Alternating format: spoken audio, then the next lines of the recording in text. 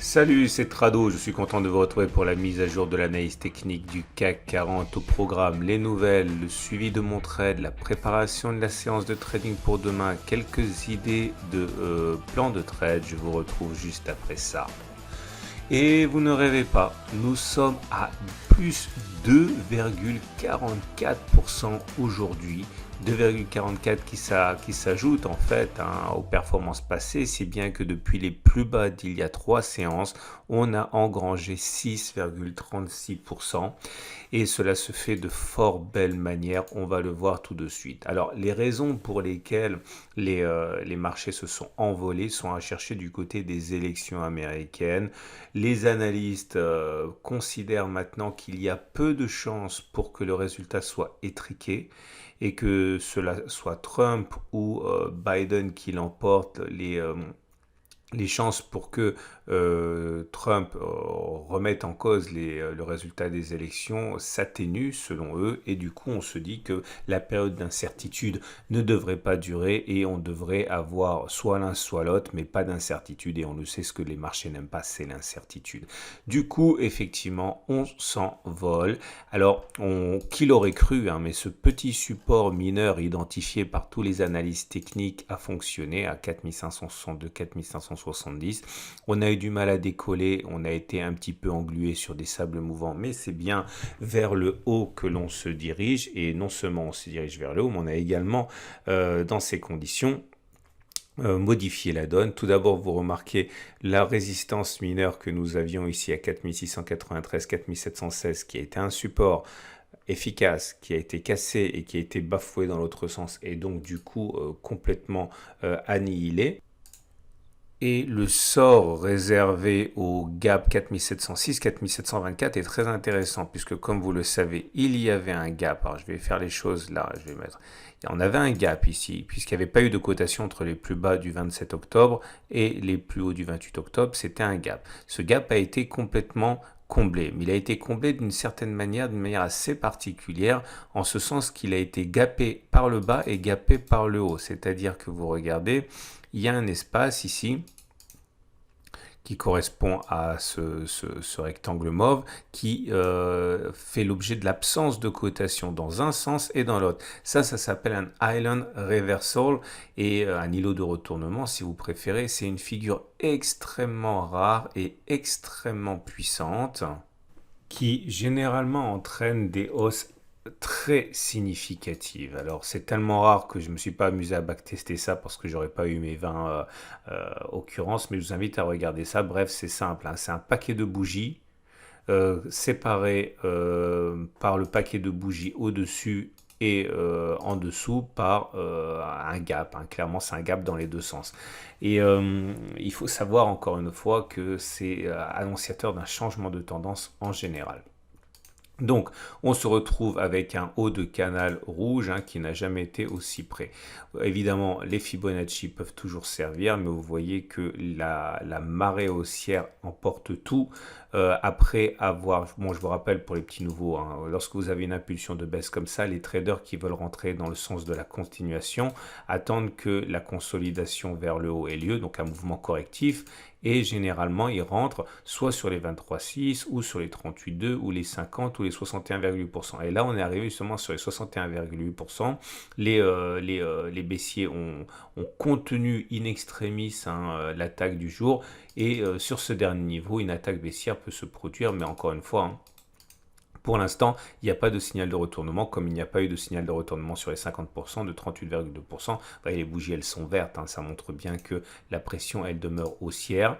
À noter également que ce gap que je n'ai pas mentionné, qui constitue en fait, hein, la partie de l'Island Reversal, de l'îlot de retournement, peut être un gap de continuation. Si c'est le cas, il faut prendre la distance parcourue avant le gap, reporter ça par-delà le gap, et ça vous donne un objectif, hein, qui serait d'aller chercher en gros les 4927. Ça se trade, on le verra plus tard. Par contre, l'autre gap, celui-là, dont on pouvait éventuellement considérer qu'il s'agit d'un gap de continuation, n'est pas un gap de continuation, il a été rapidement rebouché, enfin c'est pire qu'il a été rebouché, il a fait l'objet d'un island reversal, je le dis par quatrième fois, c'est-à-dire que généralement on considère qu'il faut qu'il soit rebouché dans une semaine pour durer, et là il a été rebouché en 4 séances, donc c'est pas un gap de continuation, c'est-à-dire que l'objectif qu'on s'était fixé, qui était de prendre la distance parcourue avant le gap, reporté par-delà le gap à un moment où on a créé le gap, c'était ça, je vous avais expliqué,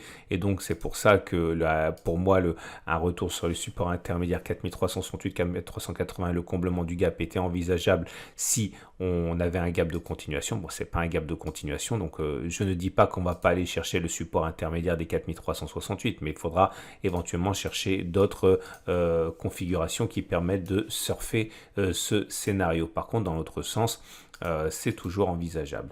Les chandeliers japonais du jour montre que bien c'est toujours aussi, ça fait 3 fois qu'on a la même bougie, non c'est pas vrai, là on avait un passant de ceinture, là on avait une bougie haussière, et là on a une bougie haussière également avec une bougie verte, c'est-à-dire une bougie pour laquelle la pression intrinsèque et intraday est haussière puisqu'on clôture plus haut qu'on a ouvert, et dans le tiers haussier, donc voilà, c'est des belles bougies de hausse tout ça, les marchés parient véritablement sur une issue favorable de l'élection américaine, c'est évident.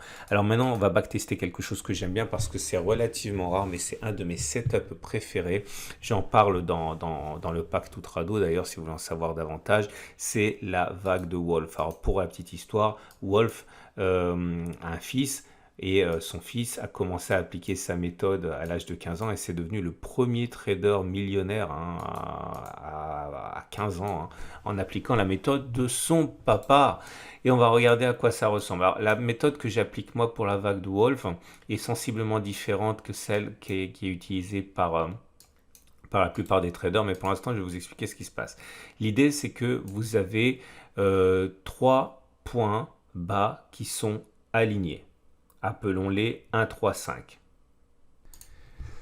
Et voilà le point 1, voilà le point 3, voilà le point 5. Et les points 2 et 4 sont tout simplement les points hauts qui séparent la ligne, enfin les creux 1, 3 d'une part et 3, 5 d'autre part. Et la vague de Wolf se dessine comme ça. Donc 1, 3, 5 dans un sens et une demi-droite qui rejoint le point 1 et 4. C'est un petit peu compliqué, si vous débutez, je ne vous le cache pas, mais j'ai fait encore une fois un tutoriel que vous pouvez retrouver d'ailleurs en dessous de la vidéo, j'ai mis un lien direct. Et l'idée c'est que la théorie de Wolf dit que normalement on va rebondir et on va aller chercher un contact avec la ligne 1,4, c'est-à-dire un contact ici. À titre personnel, ce n'est pas ce que je trade. À titre personnel, ce que je trade, c'est quelque chose de beaucoup moins ambitieux.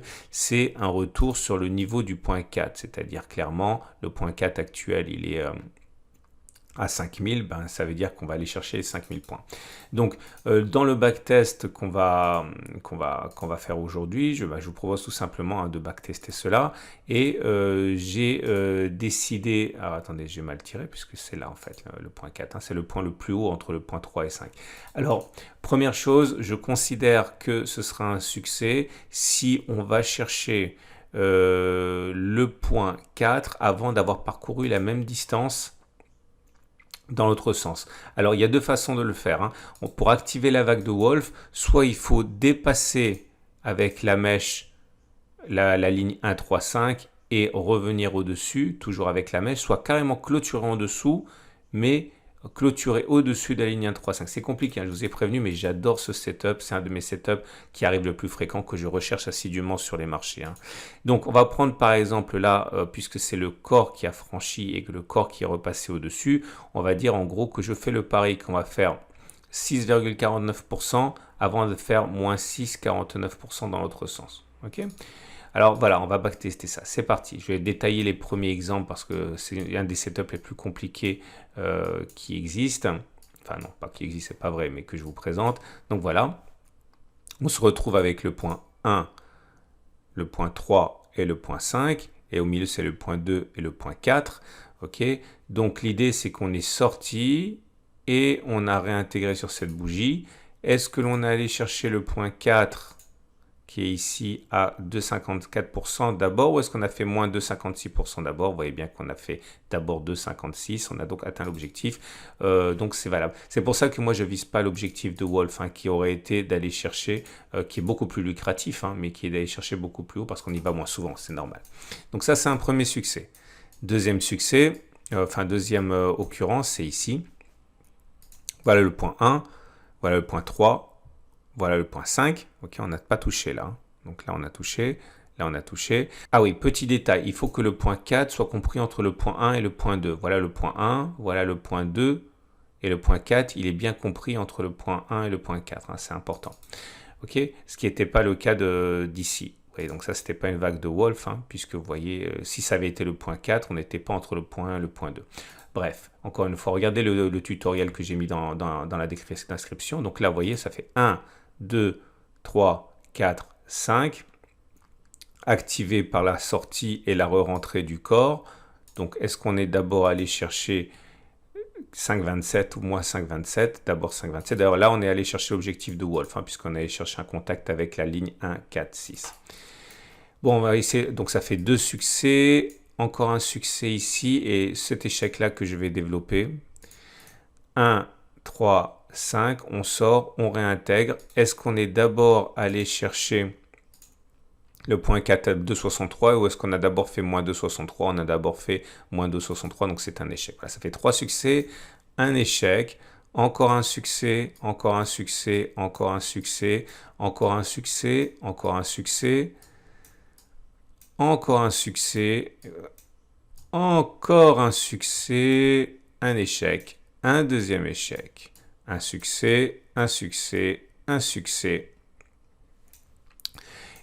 Également ici, un succès, un autre succès, un échec, un succès. Et ça y est, on est arrivé à 20 occurrences, oui, je ne me trompe pas. Et on arrive à la statistique très flatteuse de 80% de succès. Est-ce que ça veut dire que vous auriez dû acheter dès la bougie où ça a été activé ici, à savoir clairement le lundi, hier soir, hein, 2 novembre, enfin avant-hier soir, en pariant sur le fait qu'on allait chercher le point 4?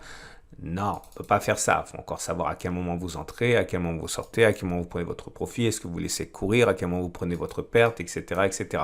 Mais ce qui est sûr, c'est qu'au regard de cette statistique-là, il est plus probable que l'on aille chercher notre point 4 ici à 5000 plutôt que l'on aille chercher la même chose mais dans l'autre sens. Ce qui bien sûr ne fait pas mes affaires dans le cadre du trade que j'ai engagé, mais ça fait mes affaires dans le cadre du trade de moyen terme que j'ai engagé. Je ne sais pas si vous vous souvenez, j'en parlais justement de la vidéo d'hier. Bon, on verra. Pour l'instant, on passe aux autres éléments techniques et là on va aller vite parce que ça fait déjà 13 minutes et on m'a fait remarquer dans les commentaires de la vidéo d'hier que c'était trop long. Et l'idée c'est que on a ici, on a également fait, il y en a également qui m'ont dit que c'était pas trop long. Donc voilà, il y en a qui ont une capacité de concentration plus limitée que d'autres. Et l'idée c'est que ici, vous avez toujours la moyenne mobile à 7, la moyenne mobile à 50, la moyenne mobile à 200, à moyenne mobile à 20 jours qui est là. Et tout ça, ça commence à devenir intéressant puisque, comme vous pouvez le voir, eh bien, on est en dessous de la M200, donc la tendance de long terme est baissière. Attendez, je vais enlever les éléments qui ne nous intéressent pas. Voilà. La tendance de très long terme est baissière puisqu'on est en dessous de la M200. La tendance de fond est baissière parce qu'on est en dessous de la M50. La tendance générale est baissière parce qu'on est en dessous de la M20. Par contre, la tendance de court terme est neutre puisqu'on est au-dessus de la M7 qui descend. Et vous voyez comme le setup double trade-au-but, hein, le setup trade-au-but qui donne la M7 et souvent la M20 est sur le point d'être validé. On regarde les autres éléments techniques et bien forcément avec la séquence à laquelle on a assisté, eh bien, on a vraiment des éléments intéressants. Un nouveau signal haussier donné par le MACD0 qui passe au-dessus de son signal. Le stochastique avait donné un setup hier qui a été d'ailleurs gagnant aujourd'hui pour ceux qui l'ont appliqué. Et le CCI qui bascule, qui sort de sa zone de survente, c'est aussi. Par contre, vous remarquerez que les volumes ne sont pas très impressionnants pour 3 séances à 6,5%. Ça veut dire en gros qu'il y a une méfiance à avoir. Ok, c'est pas les gros qui sont rentrés, quoi. Et on va terminer avec l'Ishimoku. Et pour l'Ishimoku, eh bien, c'est toujours baissier, mais de moins en moins. parce que comme vous pouvez le voir ici, eh bien, on a bien un nuage qui est descendant, hein, ça ne sert à rien de le nier, vous voyez, c'est là, le nuage il est descendant. Par contre, on est repassé au-dessus de la Tenkan, on est repassé au-dessus de la Kijun, donc ça veut dire que c'est de moins en moins baissier cette histoire, hein. On termine avec les trades du jour. Alors, bah, c'est simple, hein, au niveau des trades. Si vous êtes haussier, vous pouvez trader ce qu'on a dit, hein, le gap de continuation. Si c'est un gap de continuation, distance parcourue avant doit être reporté par-dessus.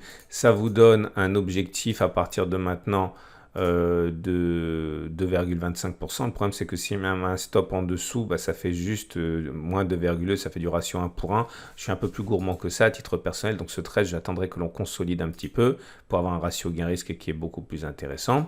Si vous êtes baissier, par contre, eh bien, vous pouvez trader la moyenne mobile à 20 jours, hein, en considérant que la moyenne mobile à 20 jours va faire rempart.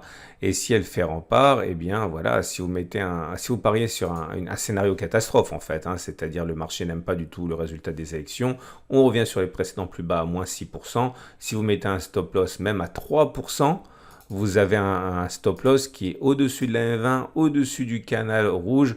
Bon voilà, vous avez de la marge et vous avez un ratio gain-risque satisfaisant. Voilà, je vous souhaite une excellente journée. Merci d'être toujours plus nombreux à regarder mes vidéos. N'hésitez pas à vous abonner à la chaîne YouTube, à me suivre sur Bourseau, sur Twitter, sur Facebook, sur YouTube, j'ai dit, mon site où je mets les matrices de trading tous les jours, hein, parce que ça, j'en parle pas dans la vidéo, mais il y a des matrices de trading intraday pour ceux qui ont le temps de s'y adonner. Je vous dis à demain pour la mise à jour.